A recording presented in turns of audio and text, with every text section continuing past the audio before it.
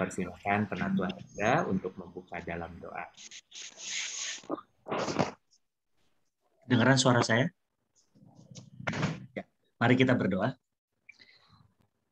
Tuhan Allah Bapa kami yang bertata dalam kerajaan sorga, kami mengucap syukur ya Tuhan atas kesempatan yang Tuhan telah berikan kepada setiap kami untuk kami boleh berkumpul dalam mengikuti webinar Pasutri pada hari ini. Kau sendiri yang boleh menolong setiap kami yang hadir, baik yang berbicara Pendeta Robi Chandra maupun kami yang hadir dalam setiap jemaat kami di GKI Cipinang Elok. Kami mau belajar lebih dalam lagi ya Tuhan, bagaimana kami dapat memiliki komunikasi yang baik antar pasangan ataupun dengan sesama kami di dalam rumah tangga. Tolong setiap kami ya Tuhan, banyak sekali yang melatar belakangi kondisi tema ini diangkat ya Tuhan, yaitu pertikaian oleh karena kesalahan berkomunikasi antar pasangan maupun dengan anggota keluarga ya Tuhan. Kadang-kadang emosi yang lebih utama dalam setiap kami berbicara, sehingga kami tidak memahami sebenarnya apa yang dimaksud oleh lawan bicara kami atau pasangan kami. Engkau sendiri yang boleh menolong, Engkau sendiri yang boleh memimpin, dan Roh Kudus sendiri yang boleh mengurapi setiap kami yang hadir maupun Pendeta Robi Chandra, supaya setiap firman yang boleh keluar, setiap arahan, setiap pimpinan boleh benar-benar datang dari Tuhan, dan kami boleh dibangunkan kembali untuk memiliki konsep dan memiliki cara pandang maupun komunikasi yang benar antar pasangan, dan memimpin kami boleh menjadi pasangan yang ideal, pasangan yang benar-benar diberkati dan boleh dipimpin oleh Tuhan. Kami serahkan seluruh waktu dan acara ini hanya dalam nama Tuhan kami Yesus Kristus. Amin. Terima kasih Penatua Hendra. Nah, Erin, siapakah gerangan? Nah, pembicara spesial kita di sore hari ini. Ayo, Rin. Ya, Bapak Ibu, ini supaya kita lebih enak ya, supaya kita juga ngerasa nih, kita lagi ketemuan, lagi ada di satu ruangan bareng-bareng. Buat Bapak Ibu rekan-rekan yang bisa, silakan kami undang untuk buka kameranya, supaya kita juga bisa berkomunikasi dengan lebih jelas ya. Karena katanya komunikasi itu bukan soal kata-katanya saja, tapi juga ada gestur, ada ekspresi ya. Jadi supaya yang di sini kita lebih enak, yang bisa silakan Bapak Ibu, rekan-rekan kami undang untuk bisa membuka kameranya. Sementara itu untuk mic-nya bisa di-mute terlebih dahulu ya, supaya kita bisa gantian ngobrolnya. Nah, ya terima kasih banyak. Terima kasih. Sebentar lagi pemateri kita akan sharing tentang ilmu berkomunikasi, terutama dengan pasangan ya. Setelah itu nanti ada waktu untuk tanya jawab. Jadi Bapak Ibu yang punya pertanyaan, monggo silahkan, boleh dicatat aja dulu, boleh di chat, pertanyaannya bisa langsung di chat, atau kalau misalnya malu nih pengen nanya tapi nggak mau ketahuan, saya yang nanya, boleh ya langsung di chat Japri, ke namanya itu boleh langsung ke Pendeta Robi Chandra atau boleh ke kami, ke Jerial Karis namanya di chatnya ini ya. Tapi yang pasti jangan sia-siakan, karena kesempatan kayak gini jarang-jarang nih. Pendeta Robi Chandra yang jadi narasumber kita, ini nih beliau tuh orang sibuk Bapak Ibu ya. Jadi untuk dapetin jadwalnya aja kita udah susah banget. Nah, beliau ini emeritus. Setelah pensiun makin sibuk. Malah makin sibuk. Betul Pak Robi? Ada amin Pak Robi? Saya sekarang menjabat jadi manajer GoClean dan GoFood serta Gojek. Jadi saya sibuk luar biasa. Jadi tiap pagi saya bangun, membersihkan kamar mandi dan dapur, lalu saya masak karena istri saya udah tua, dan kadang-kadang nganter makanan buat orang yang dia suruh. Itulah sebabnya saya sibuk. Gitulah kita. Terima kasih. Jadi kesibukannya salah satu adalah merawat istri ya, Pak Robi ya. Betul, nanti saya akan bicarakan istri kita punya 4 tahap dalam hidup. Nanti kita akan jelaskan. Saya pikir punya 4 istri dalam hidup ya. Waduh.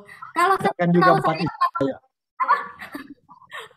Istrinya cuma 1 kan, Bu Yulia Sulaiman kan ya? Nanti saya ceritakan istri yang pertama saya gimana, yang kedua gimana, ketiga gimana, keempat gimana. Nanti saya ceritakan. Terima kasih. Baik. Bapak dan Ibu, tanpa menunggu waktu lebih lama lagi, Bapak dan Ibu, Pak Robi ini adalah mentor saya, mentornya Erin, mentor kami. Beliau ini track recordnya luar biasa, banyak buku, banyak murid, dan beliau ini namanya sudah menyediakan waktu buat kita. Jadi kita sangat bersyukur. Baik, Bapak dan Ibu, kita berikan tepuk tangan dulu buat Pak Robi. Terima kasih Pak Robi mau bersama-sama melayani di Cipinang Elok. Silakan Pak Robi. Terima kasih ya, terima kasih. Saya tepatnya bukan mentornya Jeril, itu sih narasi umum ya. Oh, saya tolong diberi kesempatan untuk sharing skill, dibikin jadi co-host ya. Saya bukannya mentornya tetapi comblangnya tepatnya gitulah. Ya. Oh, ini belum bisa disable. Hostnya memang disable sharing screen. Bisa dibantu. Saya jadikan co-host. Sudah Pak, siap Pak. Oh ya, terima kasih.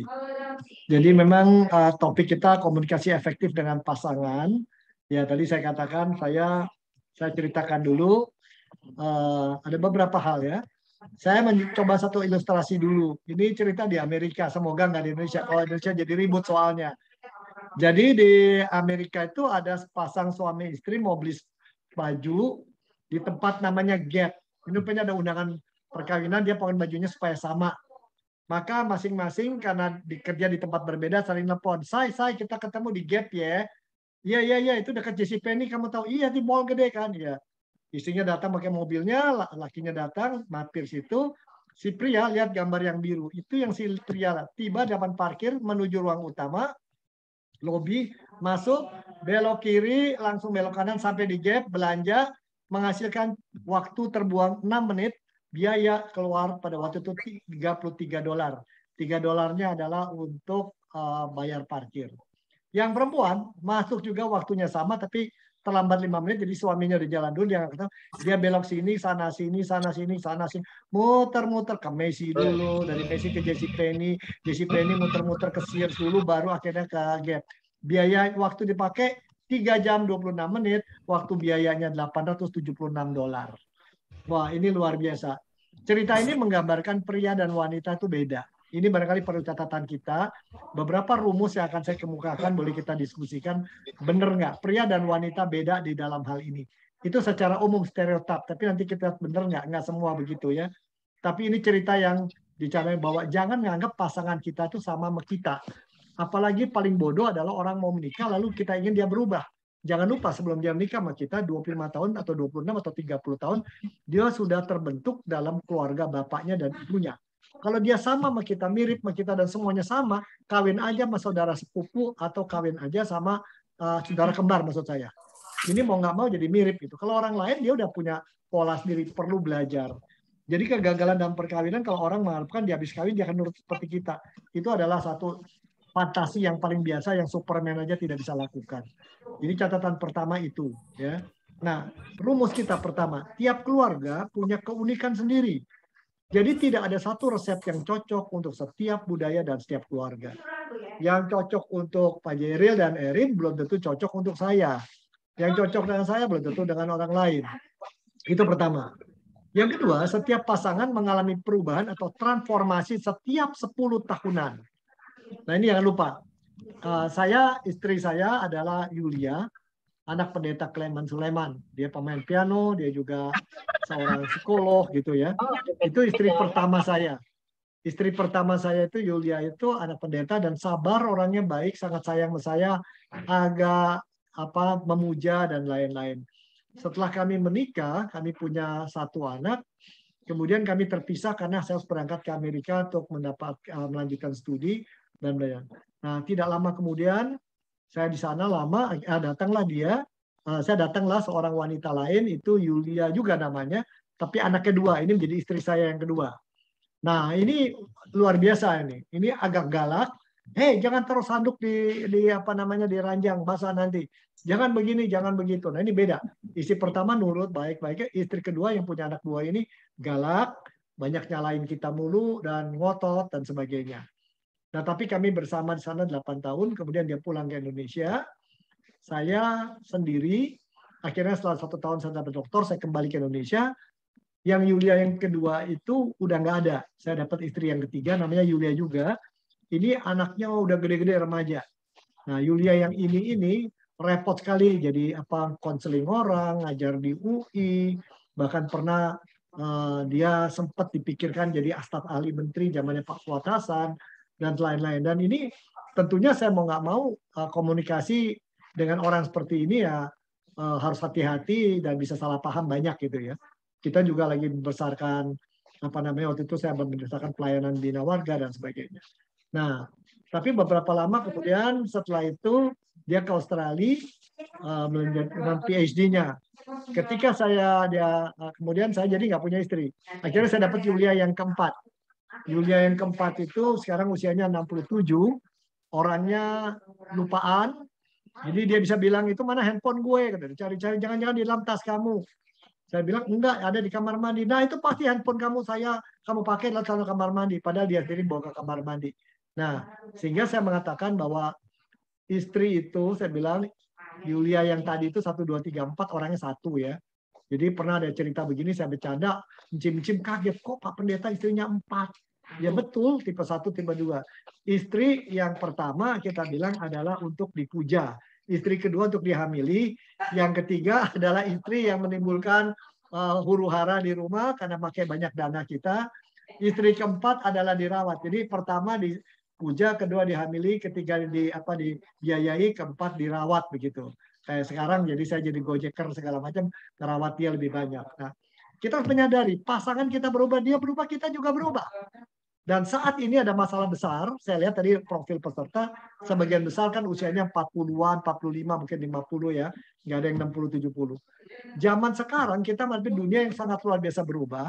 Salah satu perubahan yang paling gila adalah anak gadis umur 10,5 tahun sudah menstruasi sampai 12 tahun sudah menstruasi.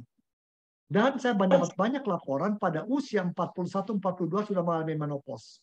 Bayangkan pada waktu itu pria adalah di puncak karir, konsentrasi pada karir, sementara juga punya anak remaja yang nuntutnya banyak, ngurusin bapak ibunya, belum kalau punya adik harus membiayai adik. Pria tuh konsentrasi pada karir, pelepasannya kalau lelah adalah pulang ke rumah, tentunya dengan istri berkomunikasi secara ragawi, ngerti sendiri deh ya. Nah ini pulang ke rumah. Tetapi ketika istrinya sedang dalam kondisi 42 tahun sudah mengalami itu, nah ini seperti ini, Partai Demokrat mau maju perang, tetapi calon-calonnya kagak ada gitu kira-kira begitu. Sehingga terjadi ketegangan rumah tangga. For your information ya, pada 5 tahun lalu saya membuat studi, di tengah orang Kristen di Jakarta pusat saja, terdapat 2.700 pasangan yang sudah bercerai.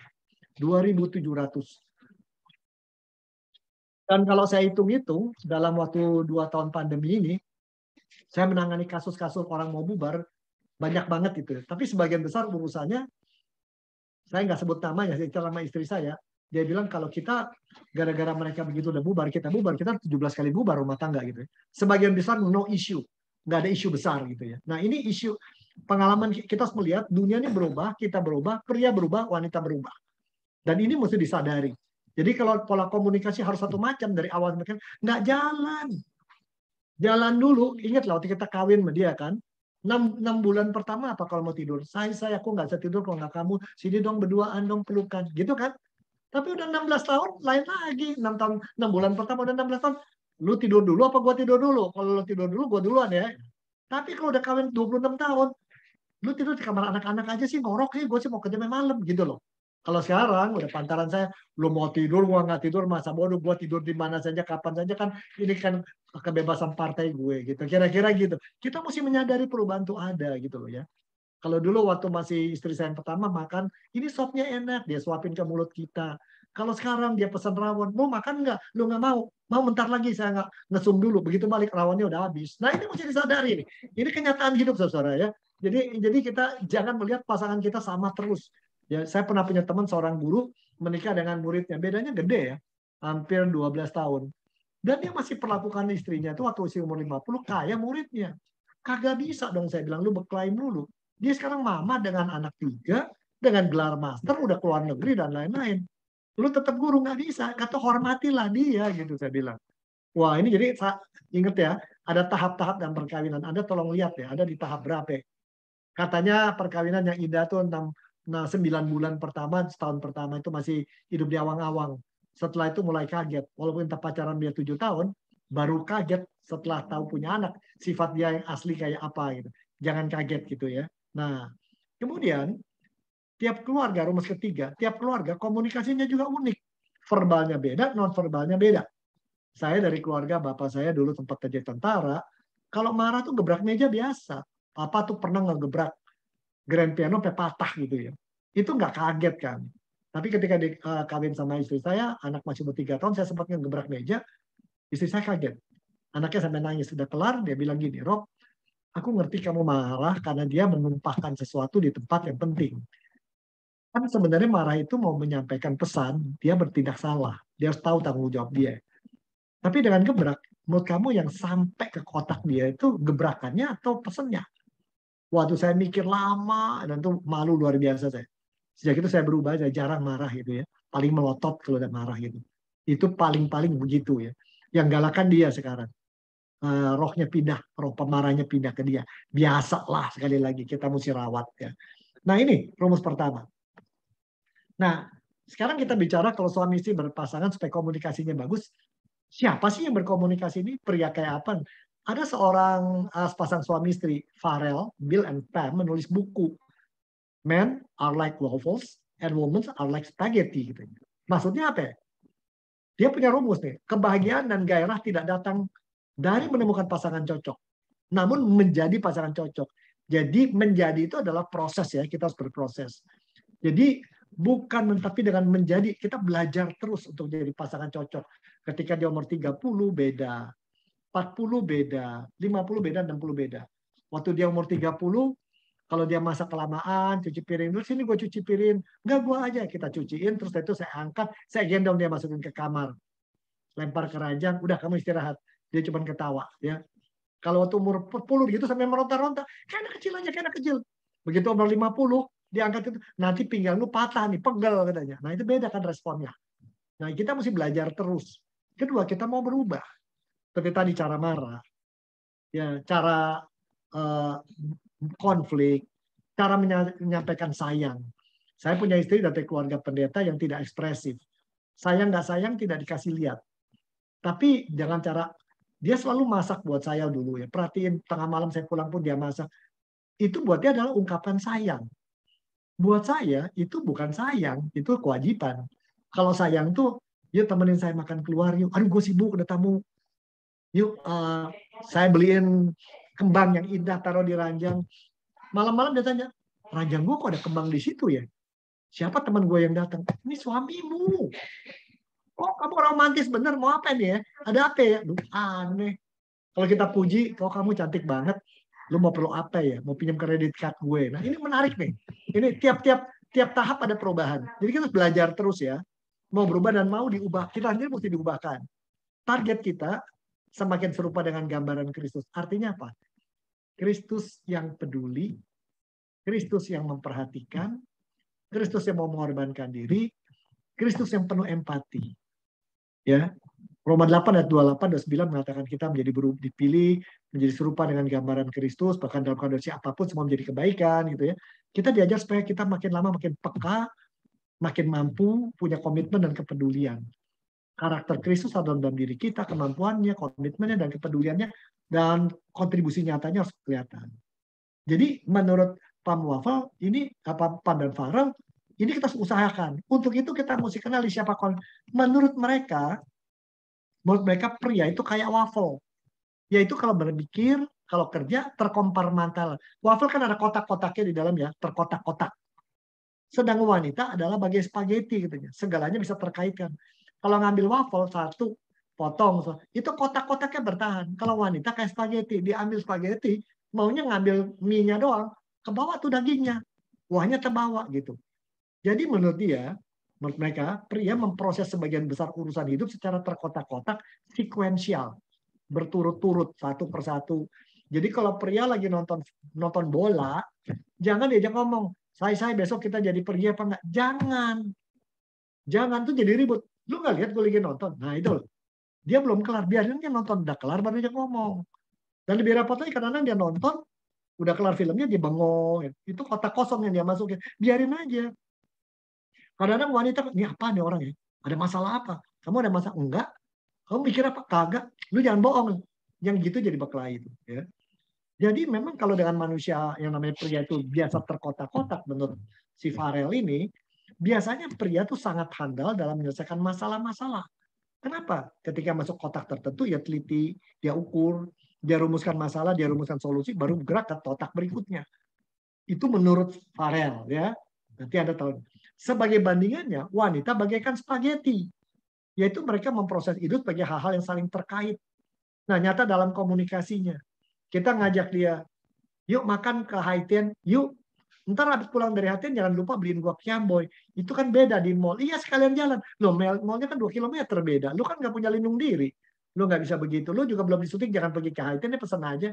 Oh, lu nggak sayang sama gue udah lama di rumah terus. Memangnya gue mau seperti binatang. Terus, memang dulu kamu suka pergi-pergi. Wah, dalam waktu kita masih kecil juga begini. Wah, itu pindah-pindah kemana-mana tuh cerita tuh. Sejarah gereja masuk, daftar doktrin Alkitab masuk, segala macam. Itu gayanya barangkali. Nah, karena mereka, kata Farel, menghubungkan satu pikiran dengan pikiran dan masalah lain. Itulah kelebihan mereka, multitasking. Sambil masak, sambil nyetrika, nonton film, ngegosip sama teman gitu ya. Bahkan bisa multitafsir. Melihat segala sesuatu dari berbagai sisi, menafsir banyak, yang bisa menolong pria mengenali hal yang terabaikan atau terlewat. Pria kan hanya perhatikan satu hal karena nggak lihat sisi lain. Perhatikan satu sisi nggak sisi lain. Wanita bisa ngelihat keseluruhan gitu ya. Nah ini menarik nih. Lihat anak remaja gitu ya. Kita lihat anak remaja itu main HP terus, main laptop terus, main tab terus. Ini nggak bener nih. Si mami itu kan petugas dari gurunya. Dan dari gereja juga disuruh main tadi tuh. Main bawang goreng. Belum ini. Jadi anak-anak kalau nggak itu nggak bisa. Tapi kan nanti jadi kurang bergaul. Itu juga bergaul. Mereka cara bergaulnya begitu. Nah ini kita mesti sadari. Ini bedanya ya. Ini beda-bedanya. Nah itu menurut pendapat Farel dan gitu. Jadi dalam berkomunikasi ada perbedaan yang mendasar antara pria dan wanita. Dan ini pernah ada studi psikologi tentang hal ini. Tidak semua dikatakan Pam dan Farel itu sebenarnya benar. Tetapi secara umum bahwa ada perbedaan itu benar. Itu satu. Yang kedua, pria lebih pada kerja sekuensial dan wanita kerja bareng, itu benar. Gitu ya. Yang lain-lainnya mungkin beda. Nah, sekarang menurut Anda, ya, kalau benar ada atau tidak ada perbedaan, dari mana asal perbedaan? Saya minta kalau bisa Anda masuk ke dalam breakout room, diskusi berpasang-pasangan, kalau ada pasangan, jangan ambil pasangan orang lain ya, apalagi bekas pacar.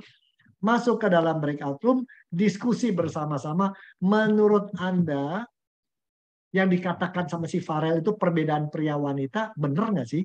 Bahwa pria itu sekuensial, kalau kerja tuh ini dulu mikirin, baru ini, baru ini. Kalau wanita bisa nonton TV ini, terus pindah ke shifting kepada channel lain, lalu sambil ngobrol sama teman itu, dan bisa macam-macam gitu. Benar nggak sih pendapat Anda? Kalau lihat rumah tangga Anda, benar apa enggak gitu ya? Perbedaannya kayak gitu.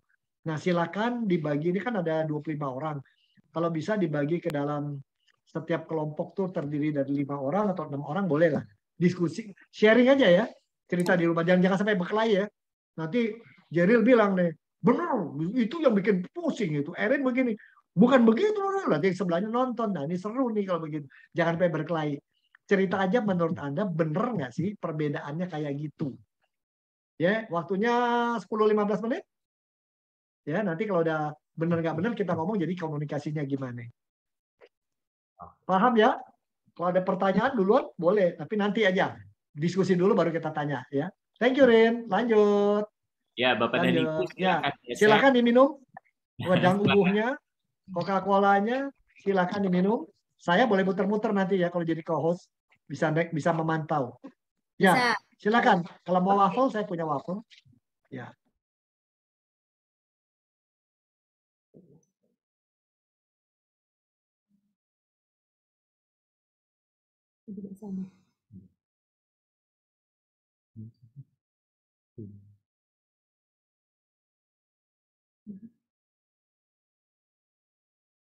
Ya, Bapak Ibu, silakan sudah ada tombol untuk join di breakout room. Bisa join langsung. dan bisa memulai diskusinya ya. Silakan sharing dulu dengan teman-temannya sekelompok.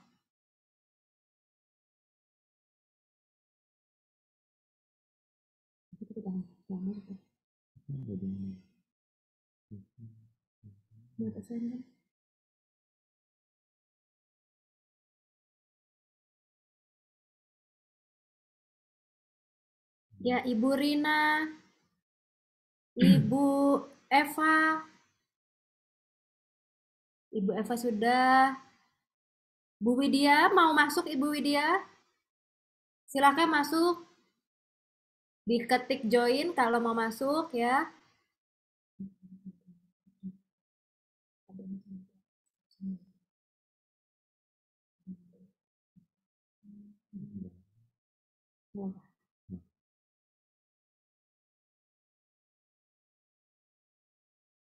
Om Yohanes.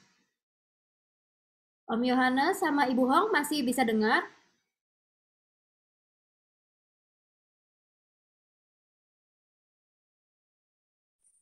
Masih. Ya, Tante Hong itu ada breakout room. Tante Hong bisa join nggak? Ada tombol join, Tante? Nggak ada, nggak ini. Nggak muncul? Tante pakai handphone? Ya. Pakai handphone, di handphone digeser-geser sampai ada tulisan breakout. Geser kemana? Di bagian bawah, kanan bawah ada nggak, Tante? Bentar, saya juga cobain ya. Saya juga cobain dari handphone lain. Tante Lea, selamat sore.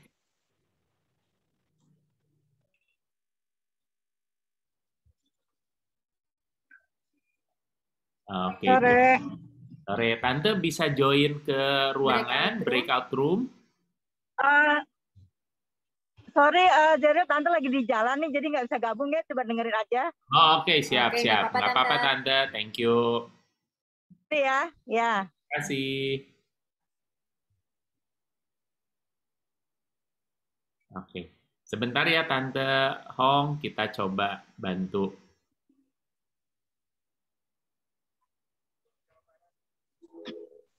Kalau nggak join boleh.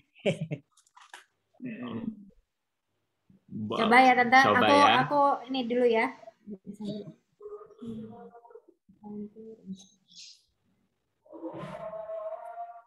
Nah, Tante, di ini apa namanya?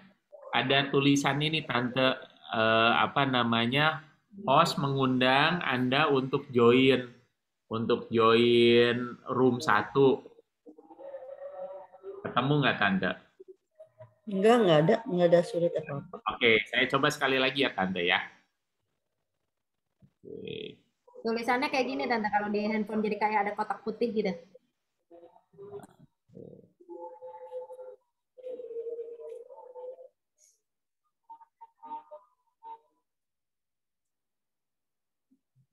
Oke, Bu Rina.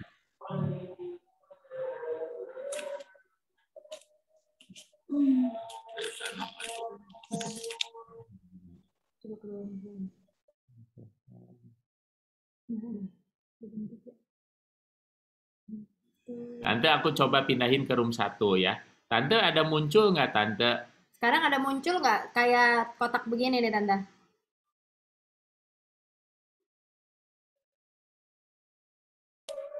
Tadi ada, sekarang nggak ada lagi. Oh, Oke, coba lagi ya, Tante ya. coba Nih. lagi, nanti Tante tinggal pencet Join. yes, join. Nah, Tante tinggal pencet yang join ya. Saya pindahin sekali lagi. Nah, harusnya ada join. Silakan.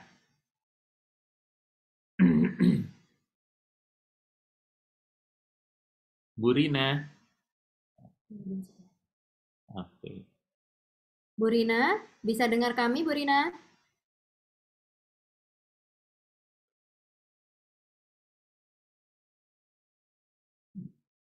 Bu Rina ini Cilorina.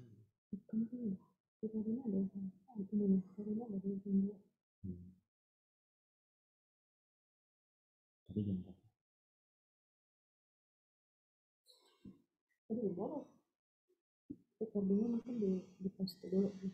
Kawin dengan saudara kembar gitu ya, pasti ada perbedaan gitu ya. Nah, kata kuncinya perbedaan itu bukan terlalu jelek. Tinggal berarti kan kita harus belajar. Problem terbesar lebih repot lagi, dia tuh setiap 10 tahun berubah, kita juga berubah gitu. Jadi misalkan pasangan yang pada umur 25-an kawin, cocok gitu ya. Tapi begitu umur 35-an, terasa tuh ada gesek-gesekannya banyak. 45 beda lagi. 50-an beda lagi. Nah, ini kita mesti sadari. Jadi kalau tadi katakan banyak sekali keluarga-keluarga yang tergesek dan friksi atau pecah, salah satu penyebabnya adalah karena tidak siap untuk kawin kalau jujur. Masih salah satu atau masing-masing nggak siap, tidak menyadari beratnya perkawinan itu seperti apa gitu ya. Nah ini satu. Tapi kedua dari percakapan tadi bisa dibilang pria dan wanita beda, tapi bisa juga bukan karena pria wanita, karena pendidikannya gitu ya. Saya dengan istri saya, kalau saya pikir-pikir, ada saat saya sekuensial, ada saat saya yang jadi spaghetti. Jadi kalau dibilang saya waffle bisa, tapi dibilang saya spaghetti juga bisa gitu ya. Dia sebagian besar kadang-kadang spaghetti, tapi kadang-kadang bisa jadi waffle juga tergantung urusannya apa. Jadi tergantung bentukannya nih ya. Ada keluarga di mana justru suaminya yang spaghetti, bininya yang waffle gitu. Jadi ini menarik nih. Tapi yang pasti poinnya adalah satu. Tiap pasangan kita dan diri kita punya keunikan dan itu kita kenali dulu. Tidak cukup mencintai dan punya romans. Kita perlu juga untuk menghormati kekhasan keunikan dia karena dia berkat yang Tuhan berikan pada kita. Susah nggak susah kita terima. Kalau waffle ini kan sekotak. Kalau spaghetti kan rame ya. Dan ini harus kita sadari. Nah, dia dalam hal ini kita lihat itu pertama. Nomor 2 catatan kita, pasangan adalah berkat indah dari Tuhan. Ya, dan jangan anggap itu titipan seumur hidup kita bawa terus, ada saatnya dia pergi duluan, entah kita dulu atau dia dulu, kita siap itu selama masih ada hari, do the best ya, kita jadi berkat buat dia dan sebaliknya. Nah, untuk lebih berhasil dan menikmati komunikasi dalam perkawinan dengan berkat Tuhan itu, maka kebiasaan-kebiasaan perlu dikenali dan dikendalikan. Itu dulu. Kita tuh karena the creature of habits katanya ya. Kita terbawa dengan kebiasaan-kebiasaan. Ini yang jadi masalah. Yang satu kalau tidur ngadepnya ke kanan, atau ngadepnya ke kiri. Ini soal begini aja bisa jadi problem gitu ya. Dan terutama dalam komunikasi, seperti 1 Petrus 3:8-9, ada kata-kata, salah satu kata penting, jagalah lidahmu. Jangan balas caci maki, setia katalah dan lain-lain. Dengan kata lain, untuk bisa berkat Tuhan tadi kita sambut dan penuh kita nikmati dan dia juga jadi diberkati melalui kehadiran kita, kita perlu belajar banyak hal dalam cara berkomunikasi. Cara menangani saat rileks. Kalau istri saya yang namanya libur dan rileks, dia bawa keluarga, anak-anak, teman-teman, satu mobil rame-rame. Kalau buat saya libur, kalau bisa berdua sama dia aja kemana lah, buat Bajo, kayak kita berdua aja. Kalau dia begitu nggak enak kalau berdua, nggak ada teman. Buat dia libur tuh berkumpul sama teman-teman yang udah lama nggak ketemu. Buat saya libur adalah berdua aja atau malah sendiri gitu. Nah, yang kayak gini mesti disadari. Ketiga, ekspresi cinta di kamar tidur. Nah, ini dia nih. Ketika baru kawin 6 bulan, dipegang jari tangannya aja langsung berbalik, langsung memeluk. Tapi begitu umur 60, pegang jari tangannya, berbalik. Lo mau apa, tua-tua tahu diri. Nah, ini kita mesti sadar nih. Kita mesti sadar yang kayak begitu ya. Ketika 35 pegang jari tangannya, kalau gua hamil lagi tanggung jawab nggak lo? Ah, yang kayak begini kita harus kenali nih bahwa banyak hal yang lucu sebenarnya ya. Kita bisa lihat secara lucu. Belum masalah merapikan rumah. Yang satu dari keluarga yang sangat rapi, yang satu ya apalagi kalau saya kawin anak pendeta. Zaman dulu kan pendeta furniturnya tergantung siapa yang ngasih. Ya. Yang satu ngasih CC Jawa, yang satu ngasih dari ini. Dan jadi rumah tuh kalau sekarang namanya avant-garde atau eklektik. Kalau zaman dulu acak-acakan gitu, segala macam ada. Dan mereka biasa dengan itu. Tetapi kalau keluarga desainer nggak bisa begitu, pengen rapi. Cara teamwork, cara menangani konflik, dan penentuan sasaran, ini bisa jadi isu semua. Tapi justru sekali lagi, ini adalah kesempatan belajar. Ya. Nah, kita belajar komunikasi. Nah, ini tolong dipikirkan. Dalam berkomunikasi kita ada pikiran, ada ide, ada gagasan. Kita mau sampaikan. Cara nyampaikannya bisa dengan kata-kata, bisa dengan memberi sesuatu, bisa dengan gerak-gerik, dan seterusnya. Ya. Nah, ini kita sadari ini cara menyampaikannya. Yang jadi masalah apa yang kita pikirin belum tentu ketika kita keluarin di mulut kita sesuai dengan pikiran itu. Misalnya, jangan lihat orang lain, diri saya. Saya kasihan lihat istri saya konseling orang hari ini udah 7, capek dia ya. Makan kurang malam, dimasakin, aduh gua nggak boleh makan nasi. Oke deh, kasih buah-buahan aja. Apa cukup gitu ya? Kok dia lemes? Kita ngomongnya, kita mau bilang, kamu istirahatlah. Pikiran kita berkata, aku sayang kamu, aku ingin kamu istirahat. Pikiran gagasannya itu. Mulutnya apa? Lu dari pagi kerja dulu kurang mikirin kesehatan. Kalau sakit gimana? Nah, lihat nggak? Antara apa yang dipikir dari mulut belum tentu nyambung. Ini jadi masalah nih. Itu bisa jadi berkelahi. Ya, contoh lain ya. Sepanjang perkawinan saya sampai 3 tahun lalu, ketika ekonomi saya lagi rusak pun saya selalu cari jalan untuk memberikan kalau hari perkawinan hadiah sama istri saya. Cincin lah, gelang lah, giwang. Karena dari kecil saya belajar dari ibu saya, itu hal yang wanita paling cari itu selalu 3 hal itu. Cincin, giwang, gelang. Jadi nggak pernah satupun hari perkawinan saya nggak belikan. Pernah satu hari saya pinjam duit sama teman. Gue pinjam duit dulu dong. Baru tanggal perkawinan kami itu tanggal 11 Juli. Nanti akhir bulan gue bayarin loh. Karena gaji gue kepake ini nih, dia ulang tahun gue butuh. Dikasih pinjam balik. Itu sampai begitu. Tapi satu hari saya periksa kamar tidur, lemari dia, lemari baju dan lainnya, ternyata ada satu melaci nggak terbuka. Begitu saya buka, itu semua yang kita belikan ada di situ dan banyak yang masih dalam bungkusannya. Dibuka sekali, ditutup lagi. Saya kan jadi penasaran, kamu nggak suka dengan barang-barang saya ini yang saya berikan buat kamu? Saya nyarinya setengah mati loh. Nanya orang, jawabannya apa? Ya, jawabannya apa? Lu nyampaikan ini buat apa? Ya tunjukkan gue sayang malu, gue ingin kamu tampil cantik. Lu tahu nggak, gue ke UI itu dari rumah kan seringkali pakai kendaraan umum, pakai bis, sekaliannya pakai taksi. Nah kalau gue pakai giwang, pakai segala macam, cari penyakit kan. Lu cara sayang lu ngungkapin jangan kasih begini. Saya tanya, jadi kalau tahun perkawinan apa yang kamu mau? Ajak gue makan keluar aja. Hanya itu yang gue mau. Oke, kalau makan keluar mau makan apa?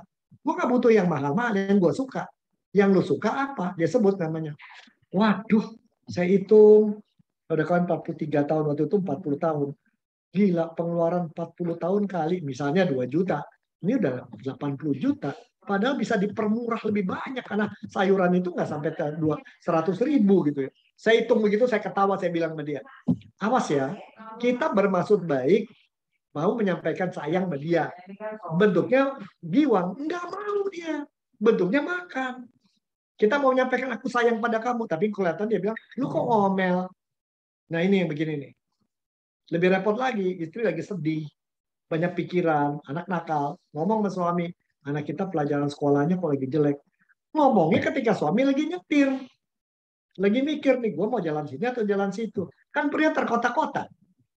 Belum mikir nih, belok kiri atau kanan. Dia aja ngomong begitu. Jawabannya apa? Itu kan urusan perempuan, kok dia laki dibawa-bawa. Gue udah capek kerja, jadi berkelahi lah. Jadi hati-hati, dalam berkomunikasi nomor 1, kita mesti jelas dulu apa yang kita mau sampaikan. Baru kita pikirkan nomor 2, cara menyampaikannya gimana. Nomor 3, apakah nyampaikannya salurannya apa? Pakai WH? Apa ngomong mulut? Apa dalam bentuk hadiah? Apa pakai mulut orang lain nyampaikan? Atau gimana? Atau gimana? Ini mesti hati-hati nih. Mesti hati-hati gitu ya. Yang ketiga, dalam berkomunikasi, respon dia kayak apa gitu ya. Kita mesti memperhitungkan. Misalnya saya tidak suka punya anjing. Karena anjing itu buat saya pernah punya anjing dari kecil, dari umur 3 tahun sampai umur 9 tahun. Terus dia mati. Itu kehilangan seperti kehilangan adik. Sejak itu saya nggak mau punya anjing. Tapi ada aja di rumah, ntar anak yang kecil bawa anjing. Saya sampai bilang, nih anak-anak kurang ngerti. Dan kadang-kadang kita jadi rawat tuh anjing, ngasih jalan, ini itu. Dan istri saya selalu berkata, nah ini anak-anak kamu jangan dibuang dong, jangan kasih ke orang gitu ya.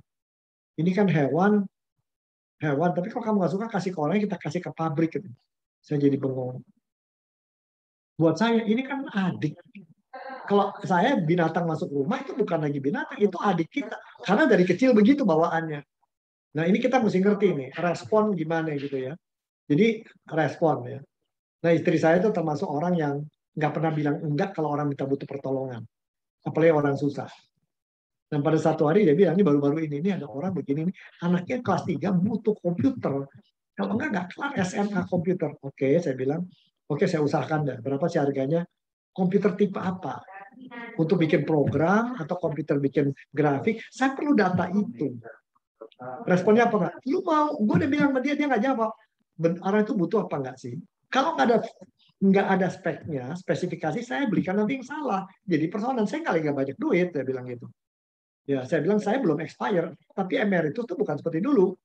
Dia bilang, kamu mau bantu aku apa nggak? Loh, lu, saya begini, kita mau beliin komputer oke, cuman kita mesti tahu speknya, jangan beli barang yang salah. Aku ngerti, tapi dia belum jawab. Nah, kalau dia belum jawab, artinya dia benar butuh apa? Kamu rasa dia butuh. Kamu nggak percaya sama aku. Nah, yang begini nih. Yang begini kan biasa nih di keluarga. Nah, tergantung sikap kita gimana nih. Mau lebih kasar, lu nggak ngerti. Gue lagi gak banyak duit, gue bantuin. Kok lu diginiin gue? Nah, atau cara dua. Ya, udah tenang. Nanti kamu cari datanya dulu. Kalau udah matang, kasih tahu aku. Itu feedback. Jadi ketika berkomunikasi, halangan apa? Pertama kita nyampaikan satu yang di pikiran kita nggak jelas. Lempar ide begitu aja. Itu satu. Bisa kejadian juga kedua, pikirannya jelas kita mau nyampaikan, cara nyampaikannya salah. Kata-katanya salah. Yang ketiga, pikirannya udah bener, kata-kata yang dipakai bener, tapi pakai WA. Mestinya pakai ini ada seorang pendeta lagi berkelahi, bukan gereja kita, sama majelis gara-gara gitu. Majelis bilang, saya WA, dia nggak jawab dari pagi. Si pendeta saya tanya, bener begitu? Enggak, saya nggak pernah terima WA dari dia. Ternyata orang itu pakai nomor yang lama, yang kayak gitu-gituan tuh ya. Bisa juga terjadi pikirannya benar, kata-katanya benar, salurannya benar, tapi nggak memperkirakan respon orang yang dengar itu. Yang kayak begini nih, perlu kita sadari. Ya, nah saya lanjutkan. Jadi ini dalam berkomunikasi itu tidak semudah yang kelihatan orang kira gitu ya. Nah, hal lain. Jadi karena itu ada dua hal yang kita mesti pelajari. Pertama, mindset. Ya. Nah, mindset itu adalah cara berpikir. Berkomunikasi sama orang lain, kita nggak akan jalan beres kalau komunikasi kita dengan diri kita sendiri nggak beres. Pola komunikasi suami istri seringkali ditentukan harapan satu sama lain. Satu itu ya. Saya tuh paling sebel jujur kalau komunikasi sama istri, hal penting sedang dia pegang handphone. Saya selalu permisi, ini ada hal penting aku perlu bicara. Ya ngomong aja. Kamu pegang handphone, saya ingin mata kamu lihat saya. Aku kan dengerin. Ya kalau kamu nggak siap ya jangan. Aku nggak mau kamu. Aku bisa multitasking. Oh my goodness. Nah, tapi saya ekspektasi ini kamu dengarkan ini penting banget gitu ya. Ya tapi dia nggak mau denger ya udah gitu. Kok kamu marah kan? Bukan. Saya punya ekspektasi kalau ngomong stop dulu handphonenya, kan nggak mati kalau nggak di stopin dulu. Gitu. Tapi ini penting. Oh kalau ada yang lebih penting nanti aja. Nah ini kita mesti clear nih. Ya. Dan tolong dicatat ibu-ibu sebelum pandemi aja 3,7 jam per hari habis waktunya di depan handphone. Itu ibu-ibu usia 30 sampai 35. Ini menarik. Dan bukan kota besar seperti Jakarta. Kota yang lebih kecil dari Jakarta, Bogor, kira-kira kayak gitu ya. Nah ini menarik. Di balik harapan itu ada pola kebiasaan tadi. Waffle atau spaghetti gitu. Lalu persepsi ya. Kalau dia pulang ke rumah, aduh kesian dia capek kerja, saya jangan ngomong dulu sekarang. Itu akan lain persepsinya. Gue capek dari tadi, ini baru dia pulang, dia enak-enak di kantor. Kok dia nggak mau dengar saya? Nah ini bisa beda. Dan terakhir spiritualitas, pemaknaan hidup. Dan hubungan dengan Tuhan akan mewarnai semua komunikasi kita. Ya, tadi dikatakan kan di dalam Petrus itu ya, demikian. Dan itu surat Petrus mengatakan kesemuanya kuncinya pada Kristus kita. Bisakah kita seperti Kristus itu ya? Nah, selanjutnya yang kita mesti lihat adalah skill set. Jadi untuk meningkatkan mutu komunikasi, nomor satu apa yang kita mau ngomongin, pikirin dulu deh. Apa yang di pikiran kita, ya? Apa yang mau dipikirin? Kita mau bicarakan gimana gitu ya? Misalnya kita punya anak pacaran dengan orang kita nggak suka. Si suami suka, istri nggak. Ini mau dibicarakan bersama. Bagaimana cara ngomongnya ya? Salah ngomong jadi berkelahi. Oh lu udah menghakimi ya? Atau lu gua tahu lu suka dia. Lu belum dengar pesan gua. Itu kan bisa begitu. Yang kedua, kita selalu sadari yang kita ungkapkan nih cocok nggak dengan apa yang kita pikirkan, mengungkapkan apa yang kita pikirkan dengan tepat nggak. Lalu kedua, dia menangkapnya bakal bener nggak gitu ya. Kata yang salah aja bisa repot. Kata yang salah buat kita kata biasa, buat dia jadi persoalan. Karena itu cara mengungkapkannya perlu disadari juga. Dan kapan mengungkapkannya? Ya dia pas nyetir atau dia pas baru buka laptop, baru selesai Zoom diajak ngomong. Aduh paling sebel gitu ya. Baru selesai Zoom diajak ngomong. Nah, 2 hari lalu saya mengerjakan 8 pekerjaan termasuk manggil orang ngebongkar kompor gas dan masang semua peralatan baru, plus beliin obat buat istri, ya karena dia diabetes, plus konseling 3 orang, plus terima telepon dari Manado untuk di konseling keluarga, plus saya 2 ada Zoom, plus di tengah itu harus mencairkan tabungan di bank karena ada kebutuhan yang agak tidak biasa gitu ya. Nah, kalau lagi bertubi-tubi begitu, saya mau ngomong sama orang, saya lebih baik saya tunda besok. Kenapa? Kemungkinan besar komunikasi saya nggak efektif. Itu satu. Karena saya udah capek. Jadi kadang-kadang kita mesti lihat ya, kapan mesti omongan yang benar, pikiran yang benar, semua yang benar diomongin pada saat yang salah, bisa berantakan. Juga nada, berapa tingginya nada atau tidak. Nah, kemudian, saya udah sampaikan begitu, saya ingin ajak ngobrol dulu. Siapa yang mau bertanya, silakan. Silakan kalau ada yang mau bertanya. Ya, Bapak dan Ibu silakan. Apabila ada yang mau bertanya, bisa langsung open mic saja, nggak apa-apa. Ya. Silakan. Loh, Pak Jeril, kok Erin nggak ada? Apa marah tadi? Udah pergi langsung. Oh ada, oh masih ada, syukurlah. Ya, ya. Ya, silakan. Silakan kalau ada yang mau tanya, silakan. Mungkin ada yang sambil mau tanya, apa ini jelas? Sambil nunggu yang lain memikirkan pertanyaan ya atau mengajukan atau menambah boleh ya. Dari idenya aja komentari. Mikir nih Pak, gimana mengungkapkan pertanyaannya gitu kali ya. Oke, mau pakai chatroom boleh. Ya, pakai chatroom boleh, mau open mic boleh ya Bapak Ibu. Ya, nah, pengen tanya juga dimakan dulu. Pak Robi mungkin punya penelitian atau mungkin punya data. Apakah selama masa pandemi ini tingkat stresnya orang jadi terpengaruh ya, jadi bertambah dan itu mempengaruhi komunikasi antara pasangan. Apakah misalnya nih masa pandemi ini bikin orang jadi lebih sering berantem, lebih sering konflik? Ya, dalam masa pandemi ini yang saya amati ya, penelitian langsung belum.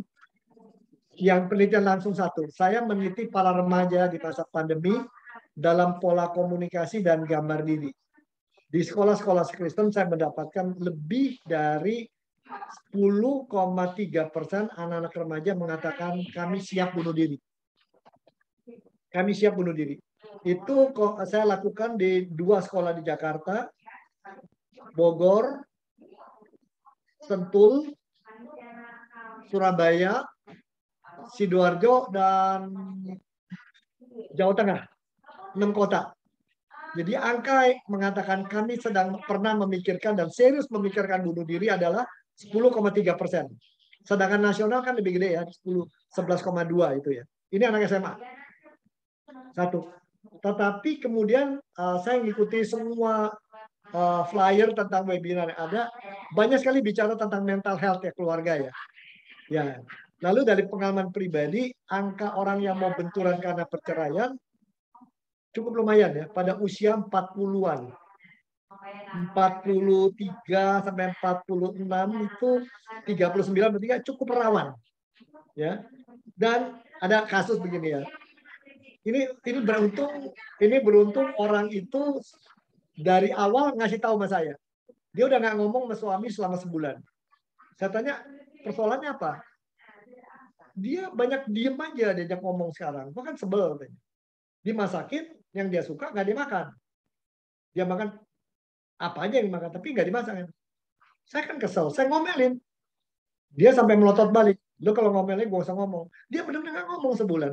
Ini gara-gara soal begitu ya. Lalu saya ajak ngomong dia baik-baik. Dia buang muka ngomong, ya, enggak, ya, enggak.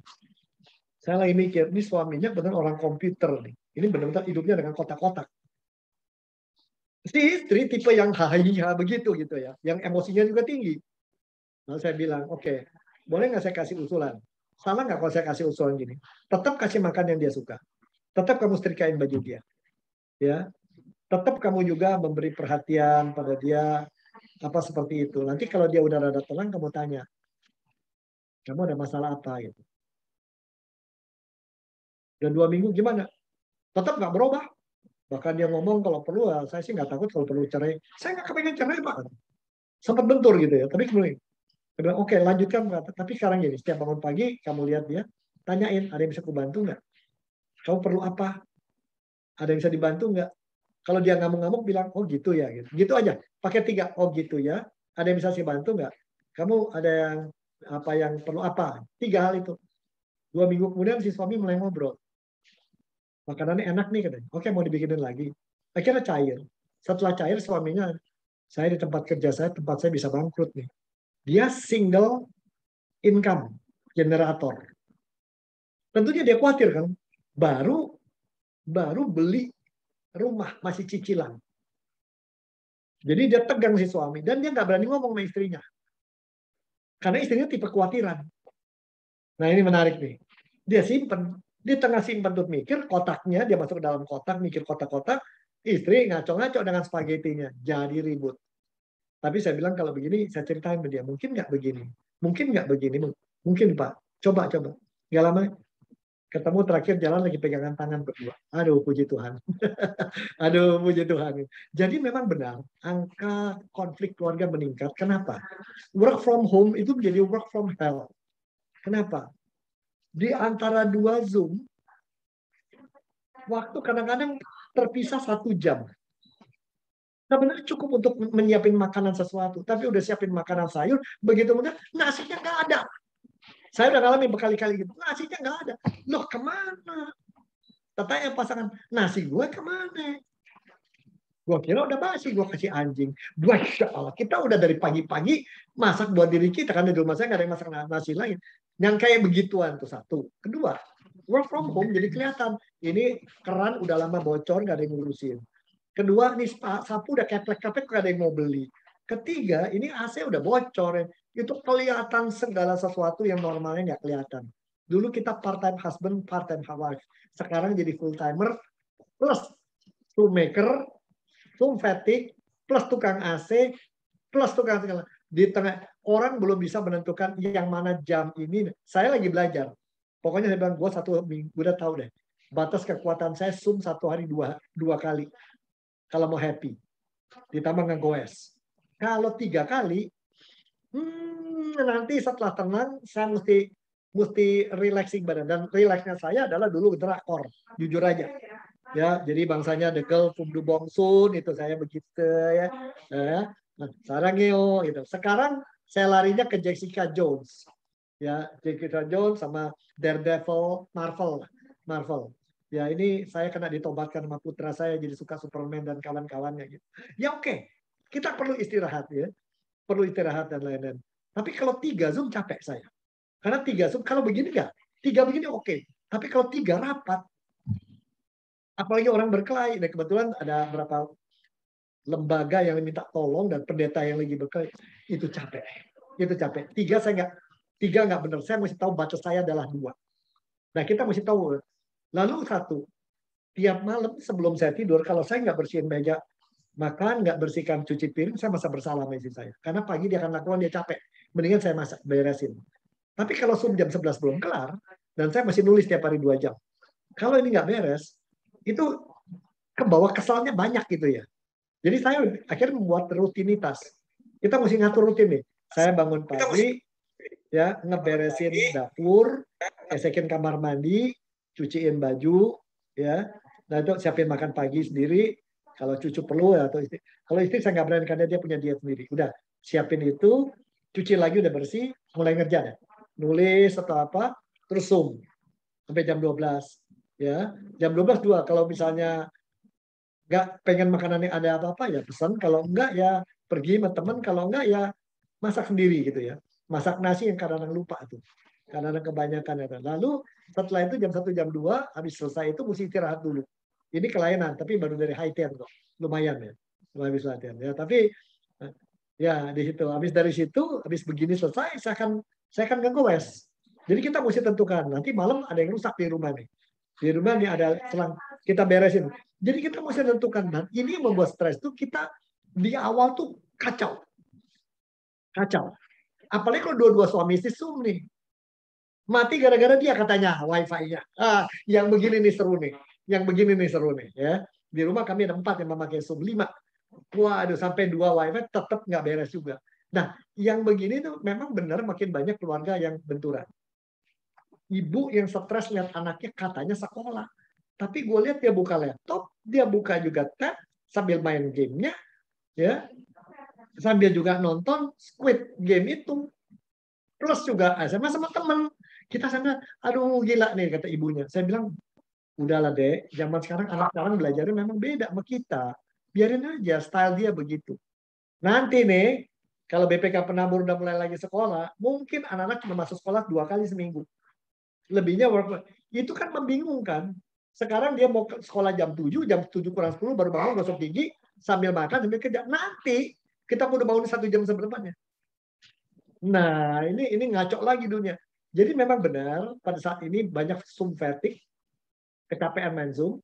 Kedua adalah rumah kelihatan sekali banyak yang mesti dirapi-rapikan. Kalau dua-duanya sepakat rapikan nggak ada masalah. Saya punya buku 3.000, saya udah bisa keluarin 1.000 kasih teman-teman perpustakaan. Tapi kan ada orang di samping kita yang majalah Pancawarna tahun 1959 yang ada resep nasi goreng peranakannya kagak boleh dibuang gitu. Segala majalah Femina, segala macam celana dalam yang udah 12 tahun kagak boleh dibuang, enak buat jadiin lap katanya. Nah, itu kan jadi sumber problem. Tambah lagi kalau ada mertua atau kita tinggal di rumah pondok mertua indah.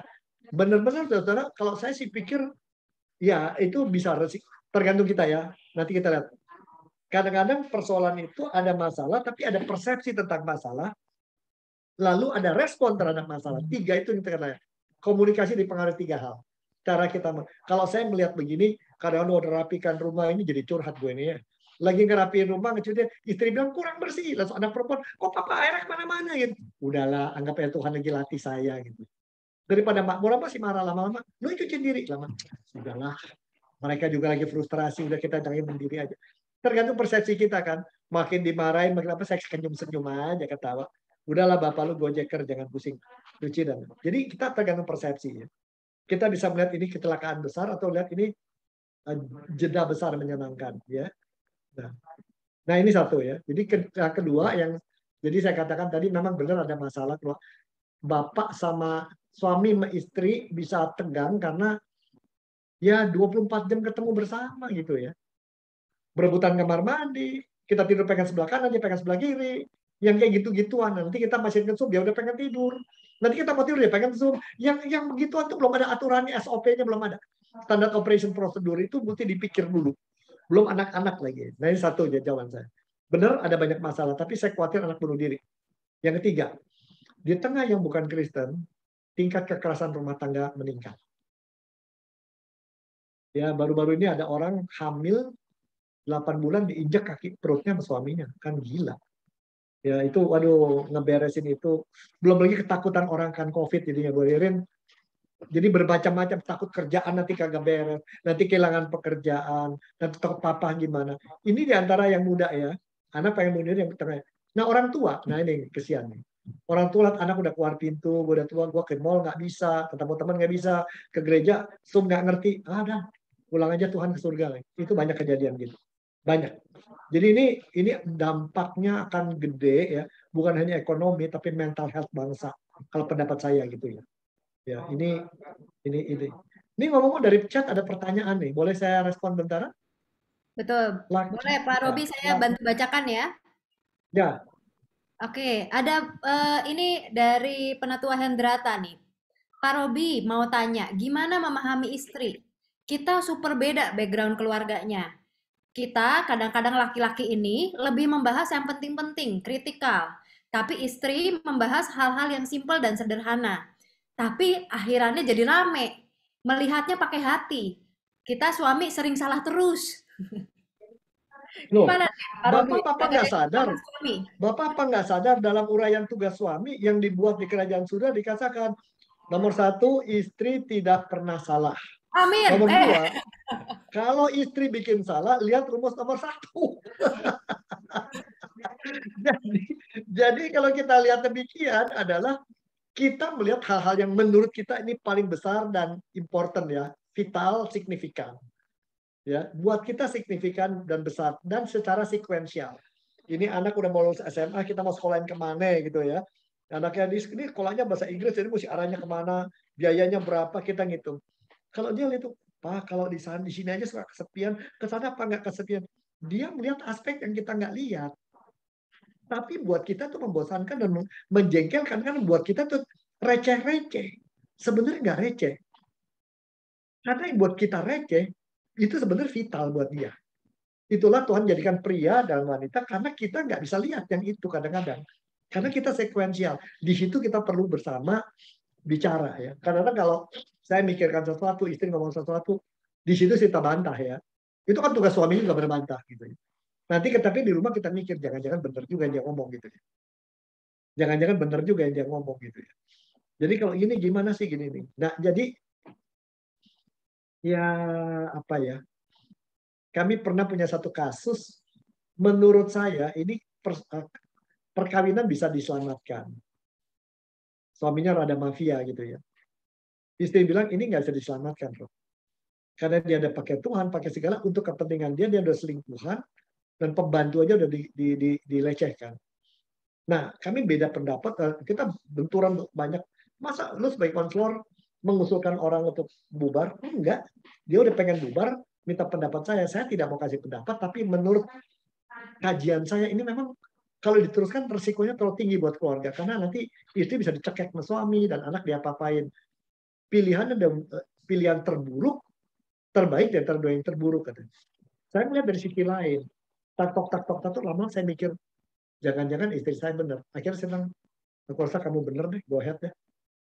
Benar nih. Ternyata pilihan dia lebih benar. Kalau pilihan saya kan lebih kacau gitu ya. Nah, ini butuh kerendahan hati kan. Ini namanya saya bilang belajar. Kadang-kadang melalui pasangan Tuhan ngajarin sesuatu. Kita nggak selalu benar. Dan kalau kita benar itu kebetulan karena kasih Tuhan. Kali gitu sebagai pasangan kita lihat ya gitu ya.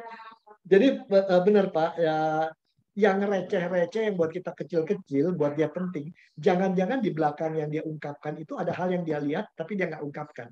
Kalau saya bertanya kenapa lo ngomong gitu ya. Dia pernah bilang, ini tuh anak pulangnya malam dulu. Kenapa lo nanya soal malam? Jam 11 kan belum malam. Nah ini kita mesti tanya sama dia. Dan kadang-kadang di belakang yang dia omong itu spagetinya panjang gitu loh. Kita mesti lihat spagetinya nyangkut apa saja gitu ya. Jangan yang jelas sekotak. Ya. Ini ada lagi nih pertanyaan nih. Ya, betul. Kita bacakan ya. Bagaimana dengan karakter atau gaya komunikasi yang berbeda dan seringkali menimbulkan konflik yang sebenarnya kami menyadari adalah memang bawaan ya. Pembentukan karakter waktu dulu dibesarkan di keluarga masing-masing. Dulu awal-awal pernikahan kayaknya bisa lebih saling memaklumi, tapi makin kesini kok malah jadi masalah ya. Stok sabar mungkin begitu Pak. Iya betul, ada komunikasi style yang berbeda. Misalnya gini ya, style komunikasi itu kan juga dipengaruhi oleh gambar diri. Ini yang paling penting tuh dalam perkawinan saya kira gambar diri ya. Kalau kita rasa aman dengan diri kita berharga di mata Tuhan. Kalau Galatia katakan gitu ya.